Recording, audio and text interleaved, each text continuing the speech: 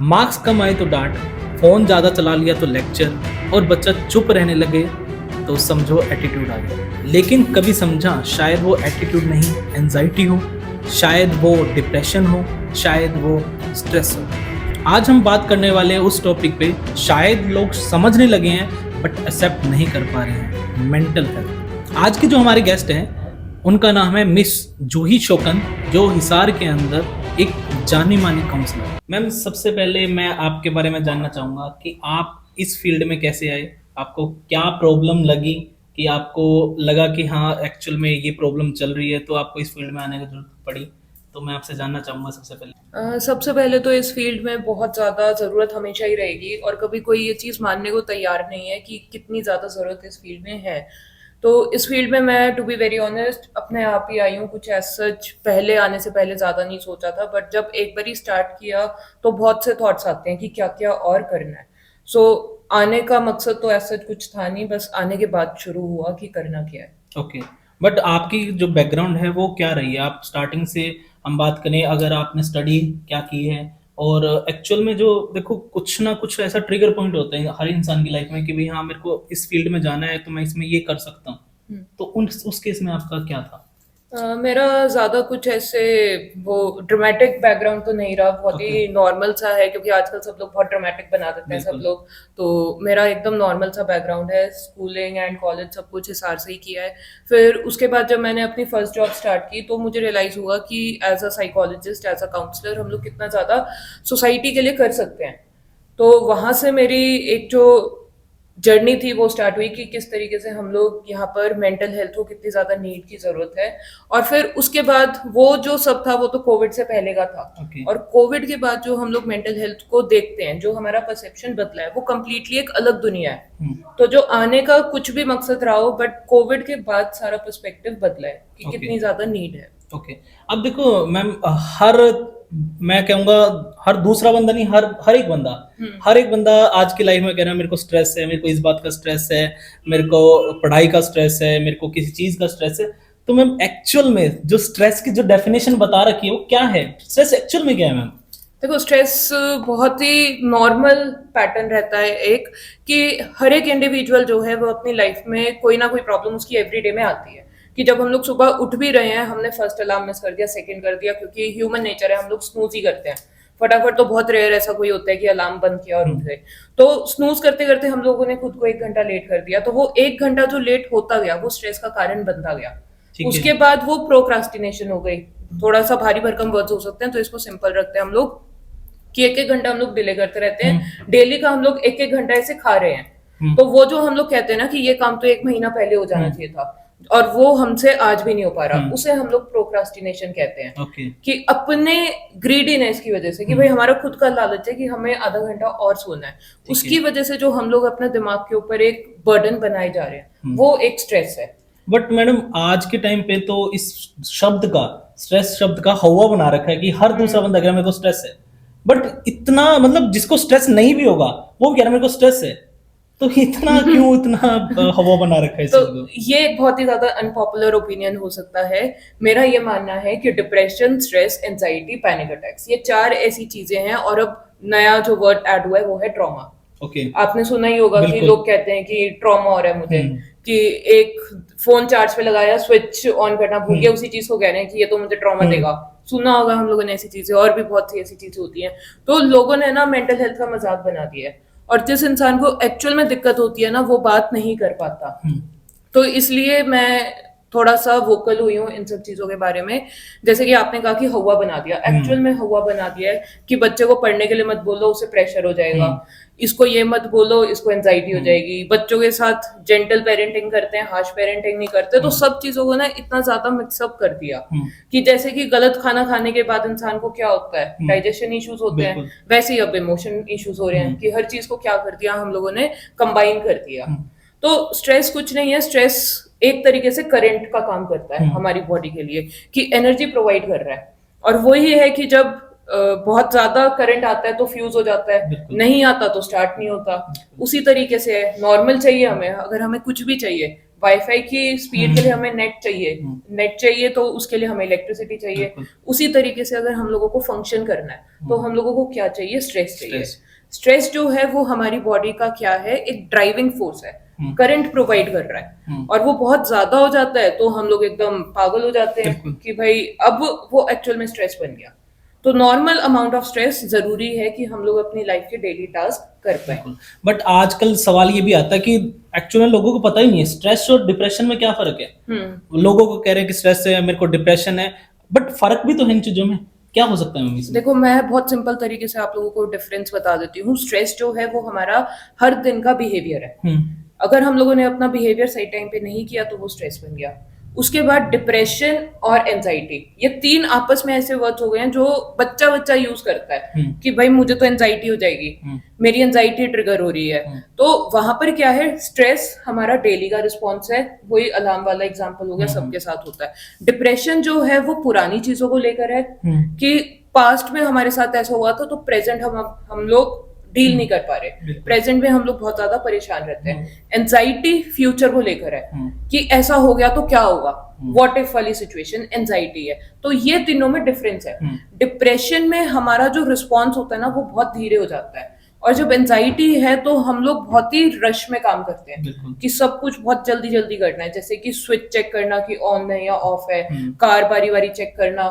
तो ये सारी चीजें क्या है, ये एंजाइटी है कि हम लोग बहुत ही ज्यादा स्पीड में, बहुत ज्यादा रश में काम कर रहे हैं। डिप्रेशन की हम लोग थम जाते हैं। डिप्रेशन पास्ट को लेकर है, एंजाइटी फ्यूचर को लेकर। अब जो डिप्रेस्ड इंसान है उसको अगर स्ट्रेस हो गया तो मामला थोड़ा सा बिगड़ जाता है। स्ट्रेस अपने आप में कोई दिक्कत नहीं है, बट स्ट्रेस की वजह से बहुत सी दिक्कतें हो जाती हैं। तो ये है मेन। मैम, आपने जैसे बताया कि जो स्ट्रेस है वो एक लिमिटेड चीजों में लेना बहुत जरूरी है। स्ट्रेस के बिना आगे एवरीडे काम नहीं हो सकती या बाकी चीजें नहीं चल सकती, बट एक लिमिट से जब क्रॉस कर जाता है स्ट्रेस तो वहां पर मेंटल हेल्थ इशू आने स्टार्ट हो जाते हैं। चाहे वो डिप्रेशन की बात करो, चाहे आप एंजाइटी की बात करो, एक लिमिट से ऊपर जो चीजें बढ़ जाती हैं तो उसको डील करने के लिए एक आम आदमी को क्या करना चाहिए? देखो, सबसे पहले तो मैं ये बताना चाहूंगी कि जो स्ट्रेस है ना उससे हम लोग भाग ही नहीं सकते। एक जो सबसे मिसकंसेप्शन है ना, जो सबसे बड़ा मिसकंसेप्शन कि खुद को डाइवर्ट करो।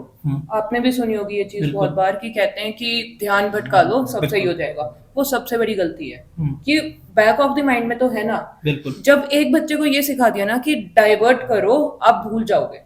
आप ये सोचो कि वो हमेशा कुछ ना कुछ ढूंढ रहा है करने को, वो अल्टीमेटली क्या बनाएगा, एंजाइटी। हमने उस टाइम के लिए तो दबा दिया, वो आगे जाके एंजाइटी में आ रहा है। फिर वो एंजाइटी में जब उसको रिजल्ट नहीं मिल रहा तो वो डिप्रेशन बना रहा है। तो इसीलिए स्ट्रेस अपने आप में कोई बीमारी नहीं है, स्ट्रेस की वजह से बीमारियां होती हैं। इसीलिए स्ट्रेस को हम लोग साइलेंट किलर भी कहते हैं। अब जैसे कि आपने पूछा कि स्ट्रेस से हम लोग डील कैसे करें, स्ट्रेस प्रिवेंटेबल नहीं है, स्ट्रेस मैनेजेबल है। उसके लिए हमारी स्ट्रेस मैनेजमेंट टेक्निक्स होती है। अब वो डिपेंड करता है कि स्ट्रेस का लेवल क्या है। स्ट्रेस का लेवल ज्यादा है तो आपको प्रोफेशनल से मिलना चाहिए। स्ट्रेस का लेवल ज्यादा नहीं है तो सिंपल स्ट्रेस मैनेजमेंट टेक्निक्स है। सिंपल सा हो गया कि खुद को एक्टिव रखना, थोड़ा सा वॉक के लिए जाओ, रनिंग करो, योगा करो, ये सारी चीजें बहुत हेल्पफुल होती है। तो स्ट्रेस मैनेजेबल है, प्रिवेंटेबल नहीं है, ये हम लोगों को याद रखना है।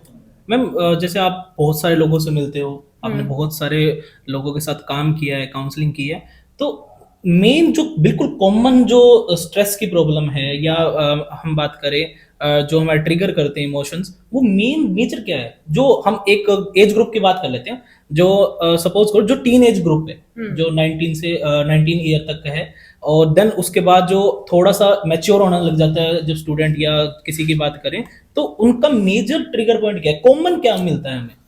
कॉमन सब में है, शायद आप भी रिलेट कर पाओ, lack of social support. Yes. कि एक चाहे वो 5 साल का बच्चा है, 5 से वो 10 का हो गया, 15, 20, 25, 30, किसी भी उम्र के जो लोग हैं, उनकी जो सबसे बड़ी दिक्कत है वो शुरू होती है सोशल सपोर्ट से।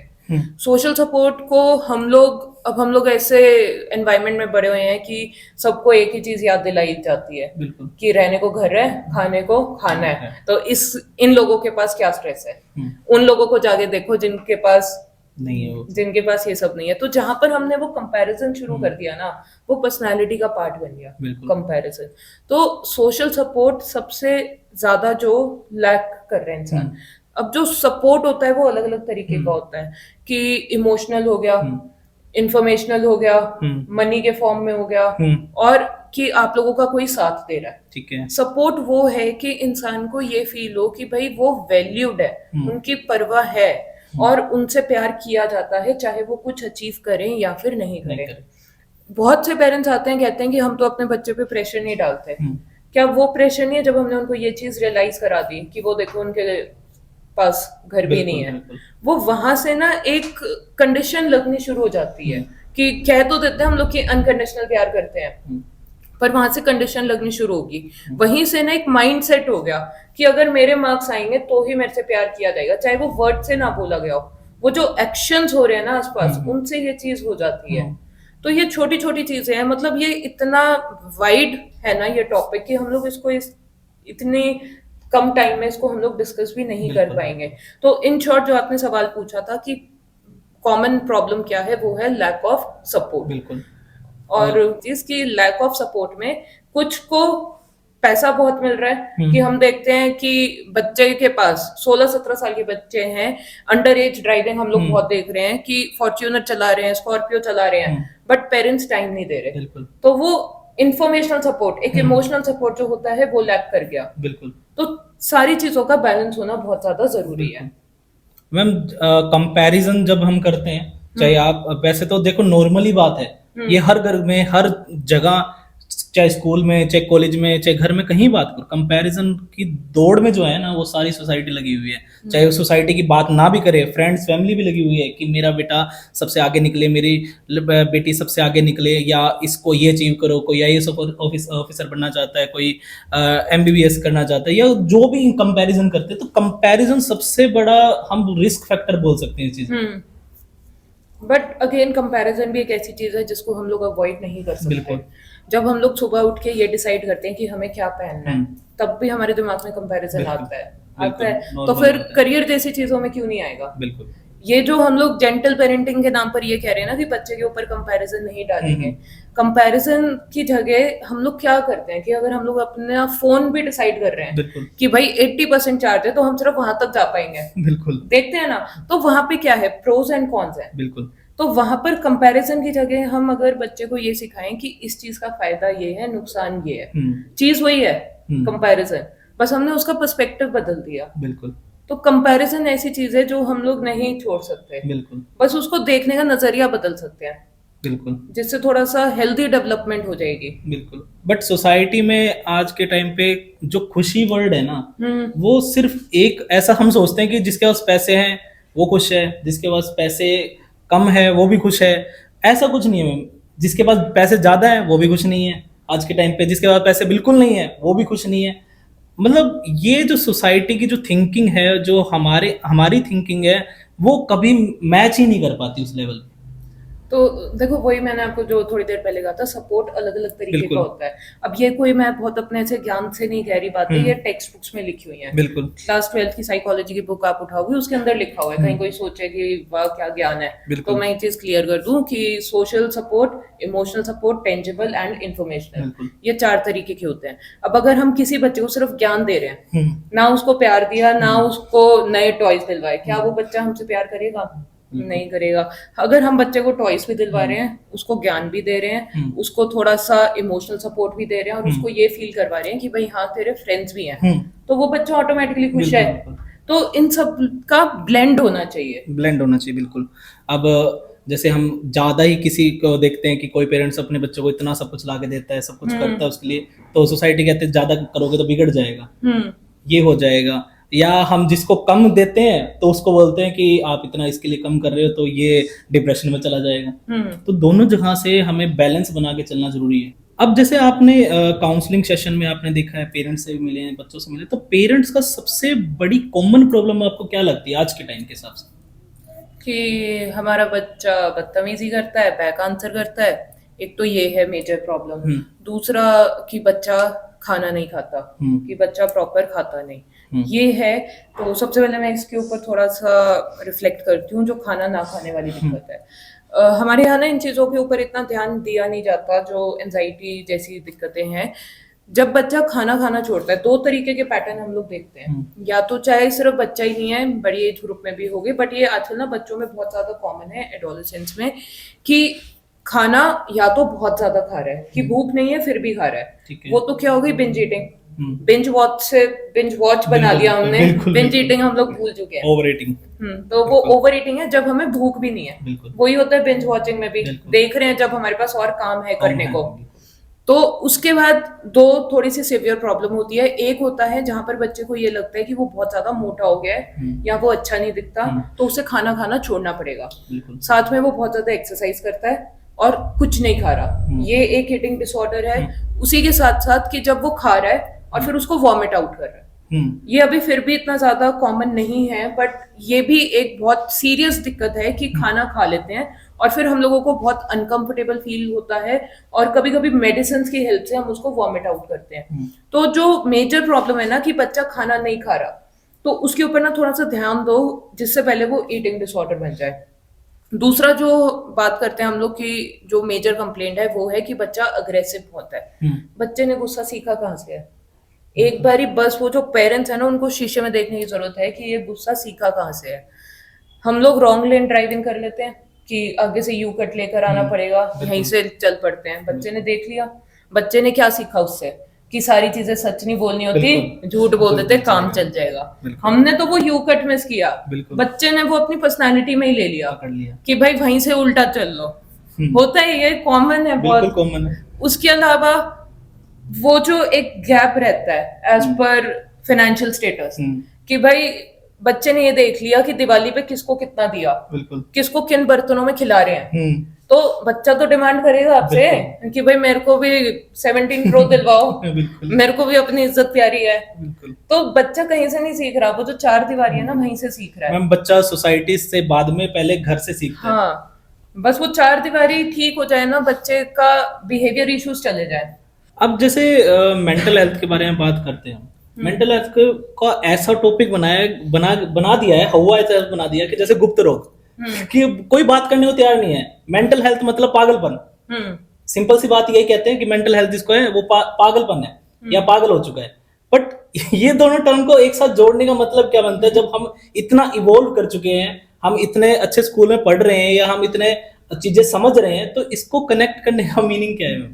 मेंटल हेल्थ वही जैसे हमने स्टार्टिंग में बात की कि मेंटल हेल्थ ना या तो हम लोग बहुत ज्यादा हाइप कर देंगे क्योंकि एंगेजिंग है। अगर हम लोग सैड इमोजी डाल रहे हैं, 10 लोग हमसे मैसेज करके पूछेंगे क्या हुआ। हैप्पीनेस पे कोई नहीं पूछने वाला। तो वही चीज हमारा ट्रेंड बन गया कि भाई हम लोग बोल देते हैं कि एंजाइटी है, डिप्रेशन है, और हम लोग थोड़े से कूल बन जाएंगे।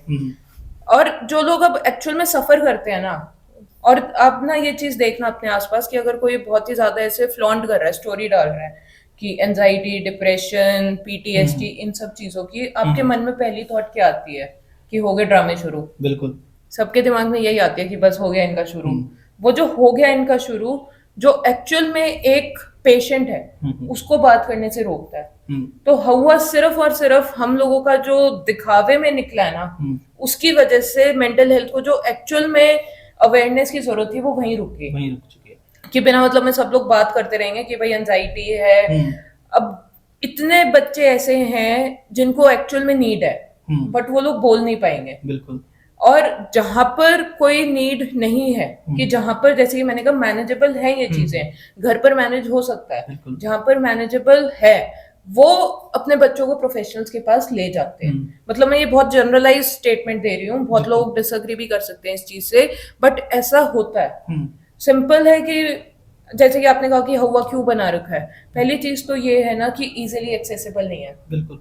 अगर आप किसी भी मेंटल हेल्थ प्रोफेशनल के पास जाते हो, उनकी फीस बहुत हाई होती है। बिल्कुल। तो इसीलिए लोग पहले ये सोच लेते हैं, फिर उसके बाद इस तरीके के ट्रेंडिंग बीच में बहुत सी ऐसी मीम्स वगैरह भी आती हैं कि जब मैं अमीर हो जाऊंगा तो थेरेपी के लिए जाऊंगा। बिल्कुल। तो ये जब हमारा माइंडसेट ही ऐसा है, वही बात है, अपना टाइम आएगा तब सबको होता है। हाँ, तो लोग नहीं हो सकते, देखो। बट मैं यही बट आज की जो जेन जी जनरेशन है ना, वो इसको डिप्रेशन को या इस टाइप की जो भी हम वर्ड यूज कर रहे हैं उसको मूड स्विंग्स का नाम दे देती है। कि उसके मूड विंग स्टार्ट हो गए, अब रोना लग जाएगा या ऐसे स्टेटस आने लग जाएगा। तो ये भी तो जो आज की जनरेशन है इसको समझती नहीं है। एक्चुअल में जिसके लाइफ में प्रॉब्लम है वो ही सफर कर रहे हैं। हाँ। जो जिसका दुख है वो हम तो नहीं रियलाइज कर नहीं सकते, कर सकते। बट एक्चुअल में वो बहुत बड़े पेन से गुजर रहा होता है इस टाइम पे। तो आसपास की सोसाइटी का हम ध्यान रखें, वही हमारा सबसे पहले फर्ज बनता है। अब जैसे डिप्रेशन या हम जैसे मेंटल हेल्थ की बात करें, इंडिया में चलो इतनी अवेयरनेस नहीं है, बट इंडिया से बाहर जो है बहुत जो डेवलप्ड कंट्री है जहाँ पे इस चीज को हुआ ना बना के या इस चीज का मजाक ना बना के एक्चुअल में प्रॉब्लम समझते हैं। तो बाहर का कुछ एक्सपीरियंस आप बताना चाहते हैं? सबसे बड़ा एक्सपीरियंस तो मुझे यही है कि जब मैंने अपना काम स्टार्ट किया तो मुझे मेरे सारे नोन लोगों ने ये कहा कि बाहर चले जाना चाहिए। तो ये देख लो, ये सबसे बड़ा एक्सपीरियंस है कि उन्होंने कहा कि चाहे बाहर नहीं तो एटलीस्ट हिसार से बाहर तो चले ही जाना चाहिए। कि यहाँ वैल्यू नहीं है उसकी। हाँ, तो इसका सिर्फ यही आंसर है कि हिसार में मुझे लगता भी नहीं कि अभी आने वाले 10-15 सालों में ग्रोथ होनी है इस सेक्टर में। टू बी वेरी ऑनेस्ट, मुझे नहीं लगता। अगर मेरे से कोई पूछता है कि साइकोलॉजी का कोई स्कोप है, मैं तो बहुत ही ब्लंटली ये कहती हूँ कि नहीं है। अनटिल एंड अनलेस आप एकदम ऐसे ब्लंट होके सामने वाले के पीछे पड़ सकते हो, क्योंकि अगर हम लोग ही प्रोफेशनल है और हम लोगों को मार्केटिंग करनी पड़े तो कोई मजा नहीं आता उस चीज में। तो वो हम लोगों को ना खुद को एक गिल्ट देता है। तो आपने जैसे पूछा कि बाहर का एक्सपीरियंस, बाहर तो करते ही हैं लोग, रिस्पेक्ट करते हैं, क्योंकि अब हम लोग ना ये कह देते हैं कि इंडिया में फैमिलीज छोटी होती जा रही हैं, इसलिए इतनी ज्यादा दिक्कतें हो रही हैं। सुनी होगी आप लोगों ने भी चीजें कि पहले सब लोग एक ही घर में रहते थे। तो वो अपने आप में ना एक जनरेशनल ट्रॉमा लेकर आया है। बिल्कुल बिल्कुल। कि पहले ज्वाइंट फैमिलीज होती थी, बच्चे को बुली होने के लिए बाहर जाने की जरूरत ही नहीं पड़ती थी। ताऊ चाचे के बच्चे काम कर देते थे कि चलो जी एक एकदम। अब किसी ने ना ये चीज नहीं समझी कि वो उसी घर में इतने जीन्स हैं। बिल्कुल। किसी के अंदर उसके मासी के आगे, किसी के अंदर उसके बुआ के आगे, किसी के अंदर चाचा के आगे। तो हर एक बच्चा डॉक्टर नहीं बन पाएगा। बिल्कुल। घर में ही बुली हो जाती थी। बिल्कुल। तो इसलिए फैमिलीज छोटी फॉर अ रीजन हुई है कि उन्होंने देखा कि भाई नहीं है कोई फायदा इन सब चीजों का कि इतनी ज्यादा हम लोग एक्सटेंडेड फैमिलीज में रहे। मैम जनरेशन का भी तो चेंज हो चुका है। पहले की जनरेशन जो मिल के रहने, साथ में रहने में विश्वास करते थे, आज नहीं कर सकते। आज सबको चाहिए कि मेरे को अलग प्राइवेसी चाहिए, मेरे को अलग रहना है, मेरी चीजें जो सामने वाले को पता नहीं चलनी चाहिए। वो सेपरेट होने के बहुत रीजन है, एक रीजन नहीं बहुत रीजन हो चुके हैं। और इसको सीखा कहाँ से? हमसे देख देख के, हमारी फैमिली में देख देख के। कोई भी आप किसी भी बड़े से मिल लो, वो क्या कहेंगे हमारे टाइम में तो ये होता था। बिल्कुल। अगर वो इतने टॉलरेंट होते हैं ना, तो वो आज के बच्चों को भी एक्सेप्ट करते हैं। बिल्कुल बिल्कुल। वो जब बच्चों को एक्सेप्ट ही नहीं कर रहे। सच आप सही बता रहे हैं। बिल्कुल पुराने टाइम से 2 भाई हैं तो दोनों भाई को बंटवारा कर दिया, दोनों को इक्वल दे दिया, या दोनों भाई को अलग अलग करके उसको अलग चीजें बता दी। तो ये तो पहले से चलती आई है, ये आज की नहीं है, पहले से चलती आई है। पर बहुत सी चीजों में ऐसे कहते हैं ना, जैसे कि टीचर्स आजकल ये कहते हैं, बहुत से टीचर्स बहुत ही ज्यादा ऐसे इस चीज को डिसलाइक करेंगे मेरा ये कहना, बट टीचर्स कहते हैं कि बच्चों को मार नहीं सकते ना, इसलिए बच्चे बिगड़ रहे हैं। हमें तो इतना मारा जाता था, हमें तो इतना मारा जाता था। तो कौन सा ऐसा बच्चा है जो ये कह दे कि भाई हाँ मारना बहुत अच्छा होता है? बहुत जरूरी है मैम। आज तो फिर भी अब बहुत कम हो चुके हैं। तो 5-7 साल पहले देखते थे थोड़ा बहुत चलता था, बट मैं अपने फादर की जनरेशन की बात करूँ तो वहाँ तो कुछ नहीं देखते थे, जो मिला उससे पीटना स्टार्ट करते। पर आप ये बताओ कि उस टाइम के ऊपर किसी ने मारा, सपोज छुट्टियां हो गई, बिल्कुल 30 दिनों में भूल गए। बिल्कुल। आज के दिन वो जो स्नैपचैट जो बच्चे यूज करते हैं, वो बनाकर वो घूमे जा रहे 10 साल बाद वो आपके वीडियो में, आपके ग्रुप में आ रहा है। बिल्कुल। तो क्यों हम लोगों को बच्चों को इतना टॉर्चर करना है? नहीं मैम, पता क्या है, अब जो सोच है ना वो भी बहुत चेंज हो चुकी है। आजकल बच्चों को मारते नहीं, कुछ नहीं करते, तो बच्चे उल्टा जवाब देना स्टार्ट कर देते टीचर्स को भी कि तू बाहर मिल।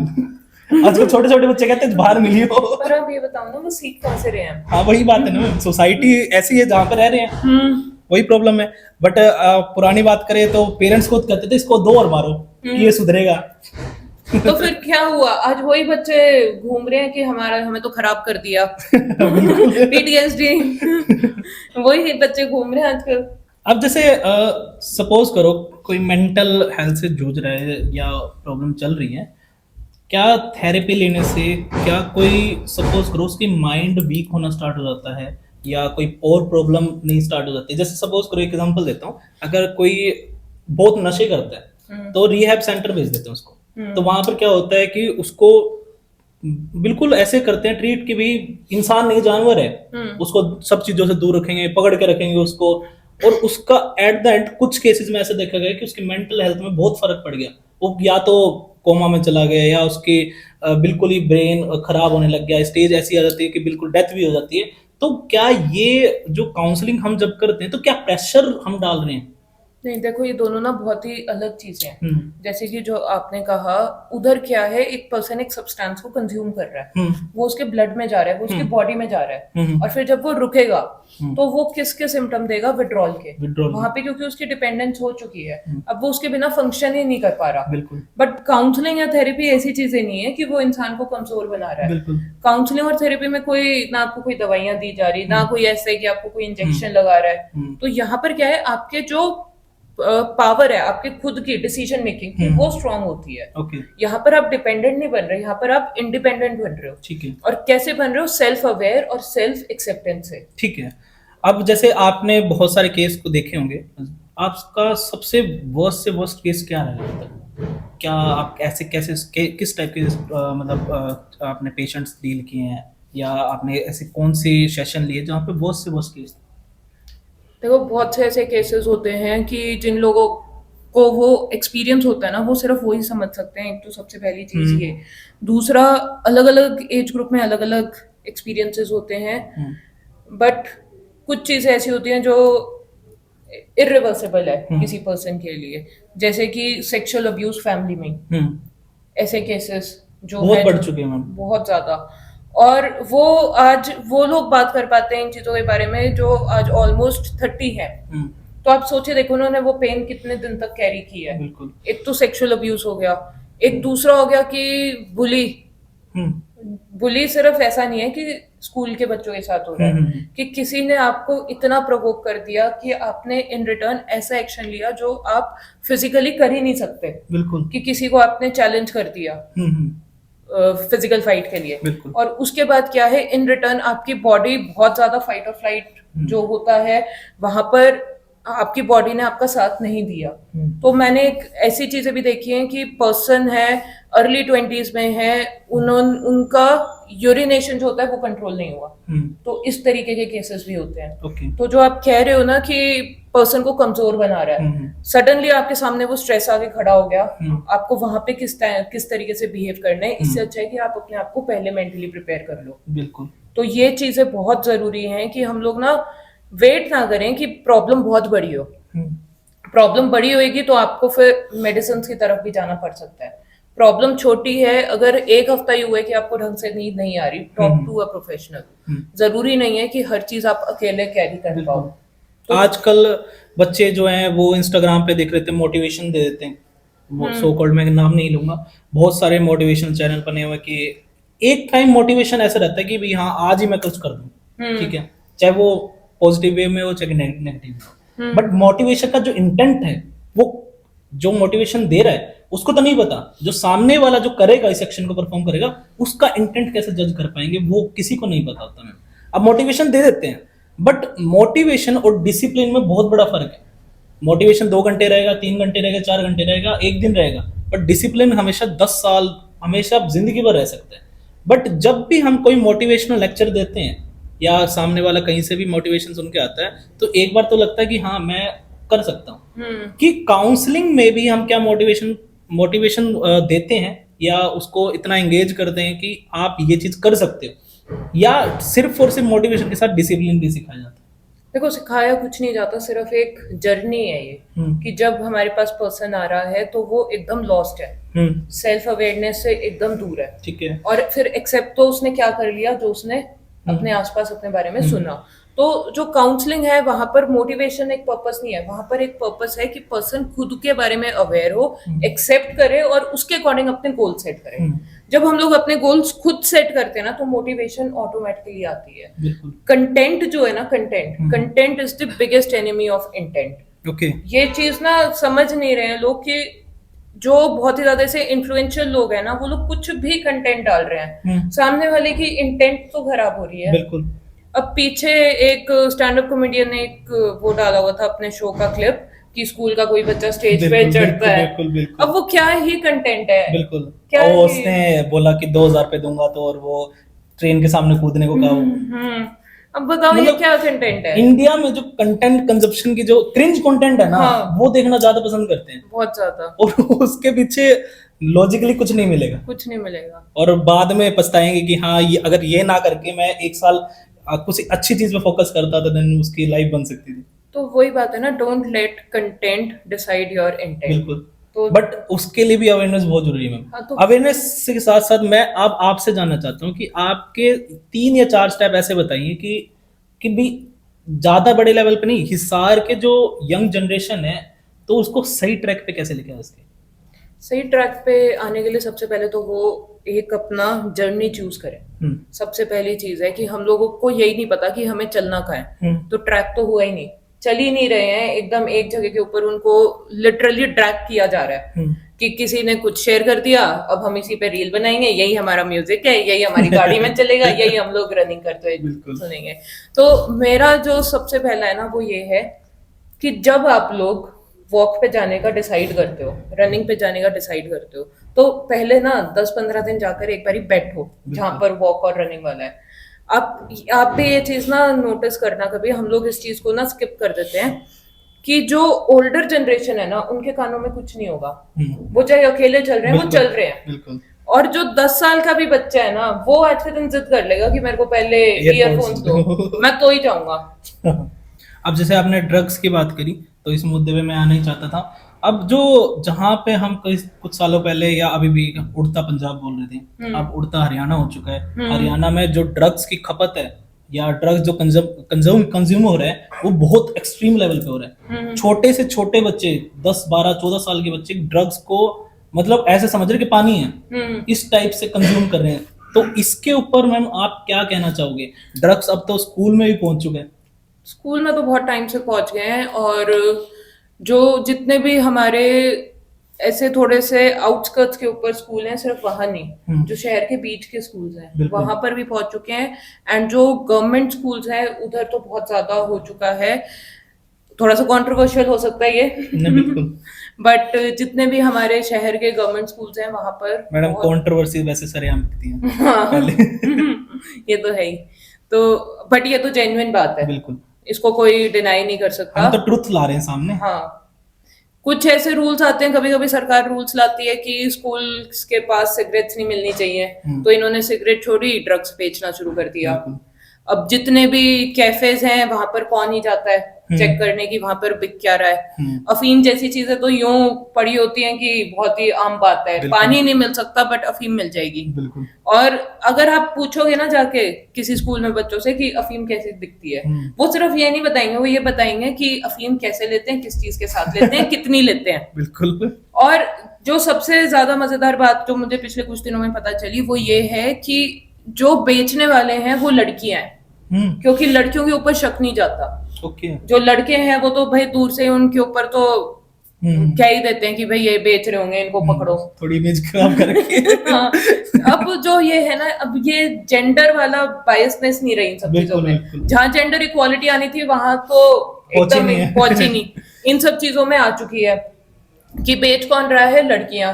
उनको पता है कि कहाँ पर किस टाइप के कस्टमर मिलेंगे, तो ये सारी चीजें बहुत ज्यादा आम हो चुकी है। ड्रग्स तो इस तरीके से बिक रहा है, और जो सबसे बड़ी दिक्कत है ना वो उनकी है जो ये सोचते हैं अपना काम करो और घर जाओ, कि अगर आपको रोड पे चलते हुए कुछ दिख रहा है तो हम लोग कभी रुककर उस चीज को पोस्ट नहीं करेंगे। भाई अगर किसी के पास इतनी इन्फ्लुएंस है कि आप उस चीज को पोस्ट कर सकते हो, आपकी स्टोरी पे डालोगे, तो हो सकता है किसी अथॉरिटी के पास पहुंच जाए, बट इतना रिस्क हमें लेना ही नहीं, क्योंकि हमें वो रिस्क ज्यादा अच्छा लग रहा है कि हम लोग ड्रग्स ट्राई कर लें। बिल्कुल। तो जो नशा है वो तो एकदम अंदर तक घुस चुका है। सिगरेट्स इतनी क्यों बिक रही है मुझे नहीं पता। उसके बाद वेप, जो नया ट्रेंड आ चुका है आजकल की जनरेशन, यंग जनरेशन का, कि वो आपको अच्छे से एक्सप्लेन कर देंगे कि क्या होता है, क्यों है, किस तरीके से होता है। बिल्कुल। तो ये वेप जो है ये बहुत ज्यादा खराब कर रहा है। उसके बाद जितने भी रेस्टोरेंट्स हैं, जो भी प्लेसेस हैं जो अल्कोहल सर्व करते हैं, बिल्कुल। अगर हम लोग देखेंगे, इनका एक बेसिक रूल होता है कि ये बाहर एंट्री क्यों करते हैं, कि ये हमारा आईडी चेक करें आईडी चेक करेंगे, बिल्कुल। कि एज क्या है। इतने बच्चों को तो ये लगता है कि ड्रिंकिंग एज 18 है। उनको ये भी नहीं पता कि एक्चुअल ड्रिंकिंग एज क्या है। और 16-16, 14-14 साल के बच्चे सीधा ठेके पे जाकर ले आते हैं। बिल्कुल। कहाँ पर है अथॉरिटी? है ही नहीं, कहीं पर ही नहीं है। तो नशा तो ऐसा है कि अगर कोई पेरेंट आज के दिन ये सोचता है कि उनके बच्चे सेफ हैं, ठीक है, मैं ये नहीं कह रही कि हर एक बच्चा करता है, बट हर एक बच्चे को पता है। तो इस चीज को प्लीज अवॉइड ना करो, इसको इग्नोर ना करो, इसके ऊपर बात करो जिससे पहले कि आप लोग एकदम अपने बच्चे को खो दें। बिल्कुल। इतनी मूवीज आई हैं तो थोड़ा सा उनसे हम लोग सीखें। इतनी ग्राउंड रिपोर्ट्स आती हैं, बहुत से अच्छे अच्छे यूट्यूब ऐसे कुछ चैनल्स हैं जो ग्राउंड रिपोर्ट्स वगैरह करते हैं, वहां पर देखो, वहां से हम लोगों को पता चलेगा कि कितना ज्यादा ये नशा फैल चुका है। बिल्कुल। और ये खत्म कर रहा है हमारे यूथ को। बिल्कुल। अब बल्कि पता भी होता है सबको कि इसको कंज्यूम करूंगा तो मेरी मेंटल हेल्थ खराब होगी, मेरी सेक्सुअल हेल्थ खराब होगी, हर चीज पता होने के बाद, बॉक्स पे लिखने के बाद भी ये किया जा रहा है। क्रिंज है ना हमारे लिए, उनके लिए तो कुछ तो cool है। मैं तो ये भी सोसाइटी को भी दोष देना चाहूंगा, क्योंकि सोसाइटी जो देखती है ना उसको रोकेगी नहीं, उसको सपोर्ट और कर देगी। क्योंकि चार, जहाँ पे दो बंदे सपोज करो कोई कंजप्शन कर रहे हैं ना, वहां पर चार बंदे और जुड़ जाएंगे। हाँ, कंटेंट मिल रहा है। कंटेंट मिल रहा है बेसिकली। तो इसको शायद इंडिया में नहीं रोका जा सकता इतनी जल्दी, बट टाइम लगेगा इस चीज को भी। बट इसके लिए इंडिविजुअल जो हमें आगे आने पड़ेगा। देखो, हर चीज प्रशासन की भी बात नहीं हो सकती, हम उनको भी आगे नहीं ला सकते। ये जो इन्फ्लुएंस कर रहे हैं या जो भी बात करें, जो कॉमन पर्सन है ना, उसको आगे आना पड़ेगा इस चीज को रोक लगाने के लिए। तो ये भी बहुत बड़ा कारण है मैम। अंडर एज तो सब कुछ ही हम लोगों की गलती है as a society. But ma'am, इनको सबको पता है कि प्रॉब्लम होती है, तो आप थोड़ा सा और बता दीजिए, अगर कोई भी कंज्यूम कर रहा है ऐसी चीजें, तो क्या कुछ प्रॉब्लम हो सकती है आगे? देखो, अल्कोहल आप लोगों को एडिक्ट बना देता है कि उसके बिना हम लोग फंक्शन ही नहीं कर पाएंगे। तो अल्कोहल कूल नहीं है, अल्कोहल ना जिंदगी खराब कर देता है, जिंदगी खत्म कर देता है अल्कोहल। रियल लाइफ और सिर्फ रियल लाइफ बहुत डिफरेंस है रियल लाइफ और रियल लाइफ जो है हमारी। उसके बाद जो आजकल बच्चों को एक नया शौक चढ़ा हुआ है स्नैप बनाने का, जब वो ड्राइव कर रहे हैं। हाँ। एक तो अंडर एज ड्राइविंग, उसके बाद स्नैप बनाना, फिर उसके बाद लैंग्वेज बहुत बढ़िया होती है ये सब करते हुए। तो नशा कूल नहीं है। नशा जो है वो आप लोगों का रेस्पिरेटरी सिस्टम जाके खराब करते हैं, और पता नहीं चलेगा कब सांसानी बंद हो गई and tata bye bye. Ultimate यही ही होता है, ऐसा कुछ नहीं है। कोई भी अगर एडिक्टिव प्रोडक्ट है ना, आप ये नहीं सोच सकते कि एक बारी ट्राई करूंगा। एक बारी अगर आपने ले लिया, अब सबकी बॉडी अलग अलग रिस्पॉन्स देती है। हो सकता है कि एक बच्चा है, उसने एक बारी ट्राई किया, उसको दोबारा नहीं तलब हुई, और दूसरा बच्चा है कि उसको एक बारी में ही ऐसा हुआ कि उसको डेली तलब होने लग जाए। क्योंकि ये जो बॉडी है सबकी अलग अलग चलती है। तो इस बहम में मत रहना कि भाई हम लोगों को तलब नहीं होगी आगे। बॉडी किस तरीके से रिस्पॉन्स करती है ये किसी को नहीं पता, और अल्टीमेटली रेस्पिरेशन जो है वो हमारी खराब हो जाती है, लंग्स खराब हो जाते हैं, तो डेथ है इसका। बिल्कुल। और मैं पेरेंट्स को भी ये मैसेज देना चाहूंगा कि पेरेंट जो घर पे बैठ के बच्चों के सामने जो पी रहे हैं, अल्कोहल कंज्यूम कर रहे हैं, तो वो भी बहुत बड़ा नुकसान देगा। वो आपके बच्चे के लिए बाद में आपके लिए सबसे ज्यादा नुकसानदेह है, सबसे ज्यादा।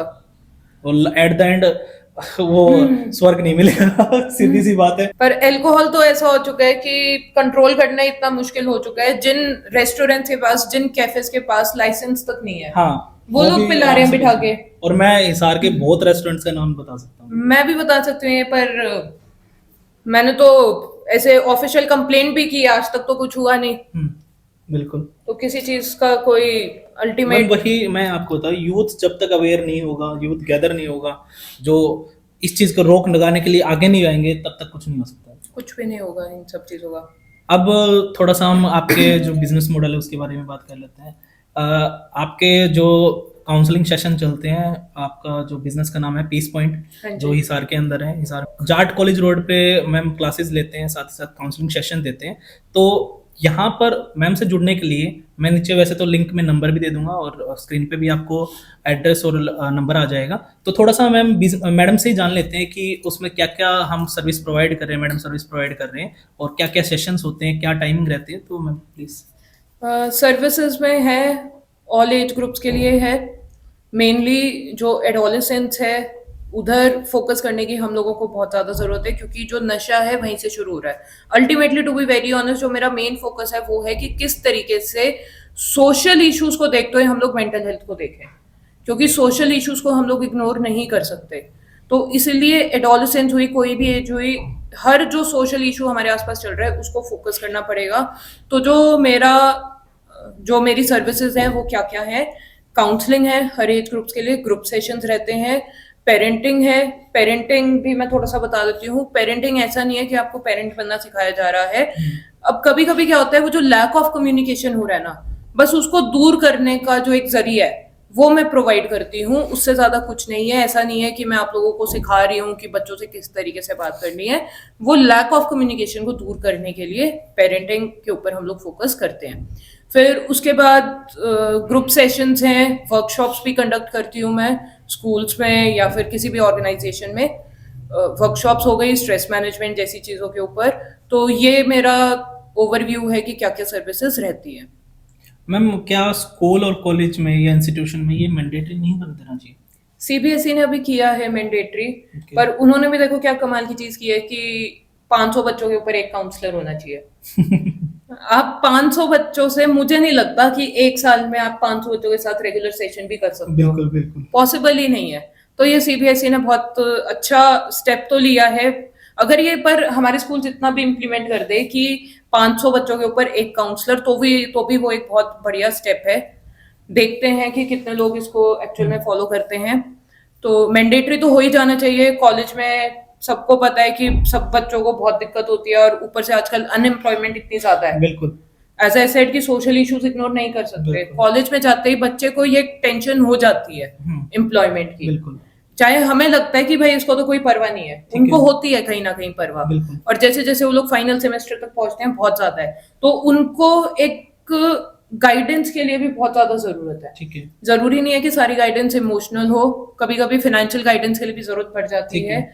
तो वहां पर भी काउंसलर्स का रोल हो जाता है। बट कॉलेजेस में हमारे हिसाब में तो आई डोंट थिंक कि ज्यादा कुछ है बिल्कुल स्कोप, क्योंकि अभी तक तो यहाँ पर कोई बात करने को तैयार नहीं है बिल्कुल। कॉलेजेस में। अगर आप लोग बाहर जाएंगे, जो बड़ी बड़ी यूनिवर्सिटीज हैं वहां पर तो हैं, अलग से डिपार्टमेंट है। बट हिसार में मुझे नहीं लगता। अगर कोई है तो प्लीज नीचे कमेंट कर दें आप बिल्कुल, कि भाई बिल्कुल। यहाँ पर है। तो कॉलेज का बहुत ज्यादा जरूरत है, बहुत ज्यादा स्ट्रेस में होते हैं। दूसरा, रिलेशनशिप इश्यूज बहुत ज्यादा होते हैं। चीट वगैरह बहुत आम चीज हो गई है। बहुत ज्यादा। लॉयल्टी से तो हम लोग बहुत दूर आ चुके हैं।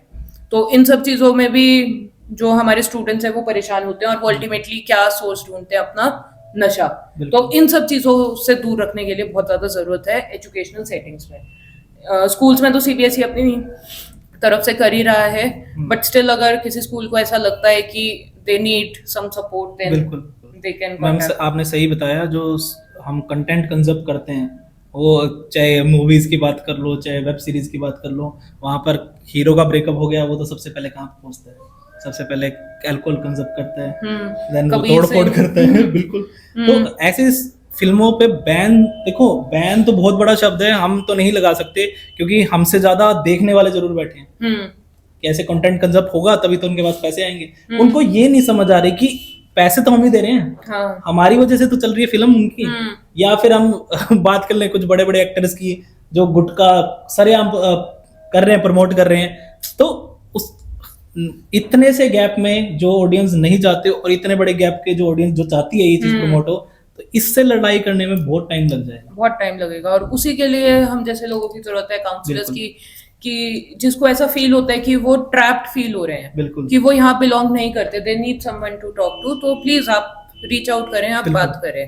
क्या मैम सेशन जो आप लेते हैं, कुछ चार्जेस वगैरह आप बताना चाहेंगे या कुछ कोई फ्री वर्कशॉप आप बताना चाहेंगे? तो क्या फ्री वर्कशॉप्स में स्कूल्स के लिए, जो गवर्नमेंट स्कूल्स हैं वहाँ के लिए मैं फ्री वर्कशॉप्स रखती हूँ। और otherwise it all depends upon the situation as well. कि अगर हिसार में कोई स्कूल कॉलेज आपसे जुड़ना चाहता है तो वो वर्कशॉप कितने ड्यूरेशन की रहेगी, क्या कैसे वर्कशॉप परफॉर्म करेगी, थोड़ा सा आप बता दीजिए। मेरा यही फोकस रहता है कि मैं ज़्यादा टाइम ना लूँ, कि 40 to 60 मिनट्स मैक्स, क्योंकि बच्चों का अटेंशन स्पैन नहीं खत्म होता जा रहा है। शॉर्ट्स की दुनिया में हम लोग कहाँ 2-2 घंटे की बिल्कुल। वर्कशॉप्स लें। तो 40 मिनट्स का रहता है एक ग्रुप सेशन, और उसके अंदर जो भी प्रॉब्लम्स आ रही हैं उनको डिस्कस करके, जो भी वहाँ की मैनेजमेंट है, बिल्कुल। जो भी रिस्पॉन्सिबल हैं उन सबको देखने के लिए, तो उनसे डिस्कस करके जो भी प्रॉब्लम होती है उससे रिलेटेड हम लोग बात कर लेते हैं। बिल्कुल। और एक और चीज मैं इसमें ऐड करना चाहूंगी कि जो पोर्नोग्राफी है उसकी एडिक्शन बहुत ज्यादा हो चुकी है आज के दिन। बिल्कुल। तो इससे रिलेटेड भी वर्कशॉप्स की नीड है, इससे रिलेटेड भी सेशंस की जरूरत है, कि अगर बच्चों से कोई इन सब चीजों के बारे में जाकर डायरेक्ट बात करेगा तो एटलीस्ट उनको ये समझ आएगा कि क्या सही है क्या गलत है। ठीक है। तो ये एक बहुत से मेंटल हेल्थ प्रोफेशनल्स हैं स्पेशली स्मॉल टाउन्स में जो इन सब चीजों को मिस आउट कर देते हैं। बिल्कुल। तो पोर्नोग्राफी, हम सेक्स एजुकेशन की बात कर लेते हैं, बट जो एक्चुअल में जो प्रॉब्लम है ऑन ग्राउंड उनके बारे में हम लोग बात ही नहीं करते। बिल्कुल। तो पोर्नोग्राफी के बारे में अगर किसी स्कूल में कोई भी प्रॉब्लम हो या फिर इनसे रिलेटेड कुछ होता है तो सीधा क्या दिया जाता है, एसएलसी। बिल्कुल। कभी उस बच्चे को बिठा के ये नहीं समझाया जाएगा कि क्या सही है क्या गलत है, या फिर उसको पूरे स्कूल में ह्यूमिलिएट कर दिया जाएगा। बिल्कुल। तो प्लीज इन सब चीजों से किस तरीके से डील करना है इसमें मैं हेल्प करती हूँ। बिल्कुल। अब इस मुद्दे पे जो टॉपिक्स पे इन फिल्म्स बनती है उनकी ऑडियंस भी आप देख सकते हो, जो सेक्सुअल हेल्थ पे या सेक्सुअल कंटेंट पे जो ये इन पे मुद्दे पे फिल्म बनती है, जो कंटेंट अच्छा कंटेंट है उसको रेज करते तो वहां पर ऑडियंस कनेक्ट नहीं कर पाती, नहीं हो पाती। और दूसरा, अगर आपको भी लगता है कि भाई आपको रिलेटेड कोई भी प्रॉब्लम चल रही है लाइफ में या डिस्कस करना चाहते हैं मैडम से, ऐसा नहीं है कि आपकी पूरी प्राइवेसी का ध्यान रखा जाएगा। 1-on-1 सेशन होंगे इसके अंदर, और बिल्कुल कोई भी झिझक ना निकाल के आप सब कुछ अपने मैम से डिस्कस कर सकते हो। आप कुछ 3 या 4 स्टेप में ये बता सकते हैं कि कैसे करियर पाथ चूज किया जा सकता है और क्या पाथ चूज करके हम उसको फॉलो अप कर सकते हैं। करियर पाथ चूज करना चाहिए, सबसे पहले हम लोगों को अपना फाइनेंशियल बैकग्राउंड देखना चाहिए। ओके। कि क्या हमारी पॉकेट अलाउ कर रही है, क्या हम लोग वो पढ़ाई कर सकते हैं, उस पढ़ाई से रिलेटेड क्या हम लोग कल को काम कर सकते हैं या नहीं कर सकते। बहुत से बच्चे क्या है आज के दिन कहते हैं हम तो इन्फ्लुएंसर बनेंगे। मैं एक एक्सपीरियंस शेयर कर देता हूँ। मेरे को बचपन में लगता था कि मैं तो प्लेन चलाऊंगा, पायलट बनना चाहता हूँ, और मेरे जैसे 90% बच्चे क्लास में सेम थे। बट एक्चुअल में बाद में जाके पता चला हाँ इजी नहीं है ये चीजें, इजी नहीं है। तो ऐसे ही आजकल वो बच्चे क्या बनना चाहते हैं, इन्फ्लुएंसर। बिल्कुल। और बाद में इनको समझ आता है कि ये बहुत मुश्किल। बिल्कुल। तो प्रोफेशन जब हम लोगों को चूज करना है, करियर जब हम लोगों को चूज करना है, 8th-9th क्लास से हम लोगों को देखना शुरू कर लेना चाहिए। और उससे पहले इट्स टू सून, क्योंकि बच्चे का इंटरेस्ट भी बदलता है जब वो 9th-10th में आता है, ब्रेन की डेवलपमेंट भी हो रही है। तो अगर कभी कभी जो 3rd में बच्चा है वो मैथ्स नहीं कर पा रहा, सडनली वो 10th में आके बहुत अच्छी कर रहा है, तो इसलिए वेट करो 8, 9, 10th का, वहां पर आकर हम लोग अपना डिसाइड कर सकते हैं करियर पाथ। सबसे पहली चीज है अपनी पॉकेट जरूर देखो कि क्या आपके घर वाले अफोर्ड कर सकते हैं या नहीं कर सकते। रियलिस्टिक रहना बहुत जरूरी है, ये मेरा मानना है कि रियलिस्टिक रहो। दूसरी चीज हमारा इंटरेस्ट और हमारा एप्टीट्यूड, कि हम लोगों ने ठीक है एकदम टॉप नॉच कोचिंग ले ली, कि चाहे हमें नीट करना है, जेई करना है, हम लोग बहुत अच्छी कोचिंग ले रहे हैं, बट क्या हमारा उसमें इंटरेस्ट है, क्या हम लोग वो करना चाहते हैं। और फिर उसके बाद इंटेलिजेंस टेस्टिंग। बिल्कुल। तो ये कुछ चीजें हैं जो हम लोगों को ध्यान में रखनी चाहिए, एप्टीट्यूड एंड इंटरेस्ट मेनली। इसमें मैं कुछ चीज ऐड ऑन भी करना चाहूंगा। जैसे आपने नीट की बात करी, तो ज्यादातर जनरली जो स्टूडेंट्स है वो कोटा चले जाते हैं। कोटा में अब आपको ही पता है, आपने केसेस भी बहुत देखे होंगे, बच्चे वहां पर सुसाइड कर रहे हैं। किसकी वजह से? कि एग्जाम नहीं क्लियर होगा, प्रिडिक्शन, कई तो प्रिडिक्ट भी करके बैठे होते हैं कि भी नहीं निकलेगा या नहीं करूंगा, और घर जाके क्या बताऊंगा इतने पैसे लगाने के बाद पेरेंट्स के, जो मिडिल क्लास बैकग्राउंड से आते हैं, जिन्होंने अच्छे खासे पैसे इंस्टीट्यूट को दे रखे हैं, और बाद में वो एट द एंड क्या मिलता है कि सुसाइड कर लिया या डिप्रेशन में चला गया। तो वो भी बहुत बड़ा एक इशू बन चुका है आज के टाइम में। दूसरा, अगर हम जनरली और बात करें कि जो बच्चे करियर को बाद में देखते हैं, आज के टाइम पे जो जेन ज़ी ऑडियंस है वो सबसे पहले सोचते हैं कि मैं फेमस हो जाऊं, कैसे भी ना करके, कैसे भी करूं मैं फेमस हो जाऊं। अब आपने बीच में कुछ सोशल मीडिया वीडियोस देखी होगी जहाँ पे जो एनिमल्स है या हमारे गाय माता की बात करें, उनके साथ कुछ अलग गलत व्यवहार किया, तो उसको लगा कि भाई मैं इससे जल्दी फेमस हो जाऊंगा, बट एंड द जो रिजल्ट मिला वो बहुत भयानक रिजल्ट था। तो यही है कि हम लोगों को पहले ही बच्चे का थोड़ा सा माइंड सेट करना चाहिए। बिल्कुल। अब हमारे पॉडकास्ट में हम हर गेस्ट के साथ एक रैपिड फायर राउंड करते हैं। तो मैं कुछ आपसे चीज़ें पूछूंगा या दो चीज़ें पूछूंगा, अब उसमें से एक पिक करना है। तो सबसे पहले मैं बात करूंगा, स्ट्रिक्ट पेरेंटिंग या friendly parenting? As per the personality of child and parents. Okay. Marks important है या मेंटल पीस? बिना मार्क्स के मेंटल हेल्थ नहीं आती। डिसिप्लिन या फ्रीडम? फ्रीडम को एंजॉय करने के लिए डिसिप्लिन चाहिए। ऑनलाइन फ्रेंड या real friends? Real. Therapy better है या self healing? Therapy. Comparison motivation देता है या डैमेज करता है? डैमेज के लिए मोटिवेशन है। ब्रेक लेना जरूरी है या फाइट थ्रू इट? हमेशा फाइट थ्रू इट अच्छा नहीं होता, break is good. School system stressful है या पेरेंट का प्रेशर है? पेरेंट के प्रेशर से स्कूल सिस्टम स्ट्रेसफुल है। रिलेशनशिप डिस्ट्रैक्शन है या इमोशनल सपोर्ट? इमोशनल सपोर्ट के बाद distraction. Okay. Social media blessing या कर्स? वेरी ब्यूटीफुली ब्लेस्ड कर्स। ओके। मैम हम भी सोशल मीडिया में कर रहे हैं। हाँ तो ब्यूटीफुली कर्स्ड है ना। ओके। इंडिया में मेंटल हेल्थ सीरियस ली जा रही है या सिर्फ अवेयरनेस पोस्ट की लिमिटेड है? अवेयरनेस। आज का पेरेंट ज्यादा केयरिंग है या ज्यादा कंट्रोलिंग? केयर को भी कंट्रोल कर रहा है। तो हम इस पॉडकास्ट को यहीं एंड करना चाहेंगे। तो मैं मैडम का थैंक यू कहना चाहूँगा हमारे पॉडकास्ट में आने के लिए और इतना अवेयरनेस और इतनी सारी चीज़ें बताने के लिए। तो होपफुली जैसे हमें भी इतनी चीज़ें नहीं पता थी जो काउंसलिंग के बारे में है या मेंटल हेल्थ के बारे में, जो मतलब एक क्लैरिटी मिलेगी लोगों को कि ये हुआ नहीं है कि भाई स्ट्रेस एक्चुअल में एक रियल प्रॉब्लम है, डिप्रेशन एक रियल प्रॉब्लम है। तो मैं इस पॉडकास्ट को यहीं एंड करना चाहूँगा और लास्ट में मैडम के वर्डिक्ट लेना चाहूँगा। तो मैम कैसा लगा? लास्ट में मैं बस ये कहना चाहूंगी कि हम लोग सब कुछ ऑनलाइन देखते हैं, तो सेशन भी ऑनलाइन आप ले सकते हैं अगर आपको हुआ लगता है। So thank you so much इतना पेशेंटली सब कुछ सुनने के लिए। Thank you. Okay, thank you.